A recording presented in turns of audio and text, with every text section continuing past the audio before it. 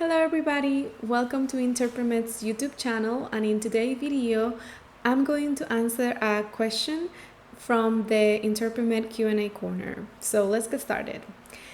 The question is, what company do you work for? And the message is, hi, I'm from the United States and I'm considering taking a long vacation to the Dominican Republic till my husband's immigration paperwork is complete.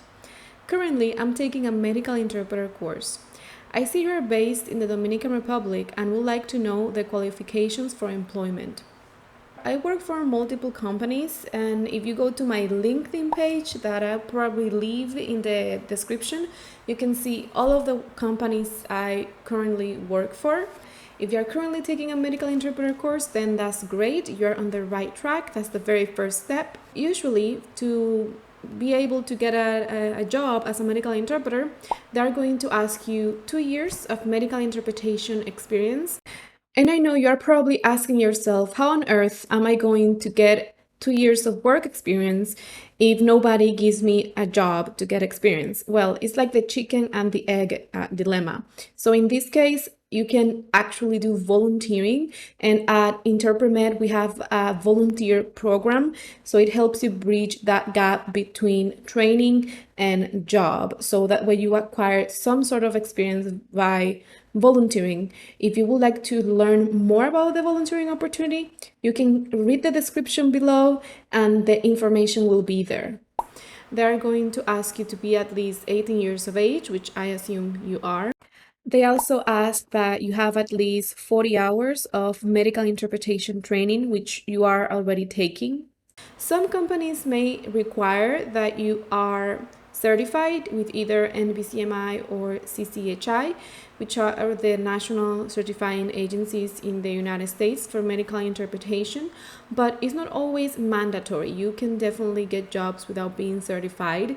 There is a debate as to whether or not you should do that, but in my personal opinion, I do recommend that you get certified first, because first is proof that you're actually capable of interpreting beyond the 40-hour course that you're taking, and second, because that way you have a higher chance of landing or negotiating a higher rate with the agency, because since you are certified, you have demonstrated that you have knowledge and you have passed a written exam and an oral exam to be able to fulfill your job responsibilities successfully. You also need to have a high school diploma. People prefer bachelor's degree, but it's not mandatory either. Just as a personal advice, I will recommend you to really study. Start working when you feel comfortable, when you feel like you can actually do it without making too many mistakes. Another thing that you need to have as well is that you need to have a stable internet connection. If you're going to work remotely, you need to have a good computer, and in the Dominican Republic you also need an inverter. It's hard to make sure that electricity will always be working at all times, so you need to have an inverter. They may also ask you for proof of language proficiency. So language proficiency is either a TOEFL certificate, like a standardized exam, or a high school diploma if you got your high school diploma from the Dominican Republic, or if it's in the US, I believe that counts as English proficiency. You can also use a platform called Parrot. It's a website to get those language proficiency tests that you can pass and then you use to apply for jobs. Also, something to keep in mind is that here in the Dominican Republic, there is no big business for medical interpretation like in the US. So most likely you will end up working for a US agency or a US client serving US patients, because in here we don't have that interpretation really developed. Although we do have local agencies that are subcontracted by those US agencies, and then these intermediary agencies hire you here in the Dominican Republic. This is a very common practice not only the Dominican Republic, but all across Latin America. And one of the differences between hiring with an intermediary agency locally and directly with a US agency is that the intermediary agency usually gives you employee benefits like insurance, paid vacation time, holidays time, etc. Whereas the US agency usually offers you a higher rate but without the employee benefits. It's worth mentioning that the vast majority of interpreters work as freelance interpreters, not as employee interpreters.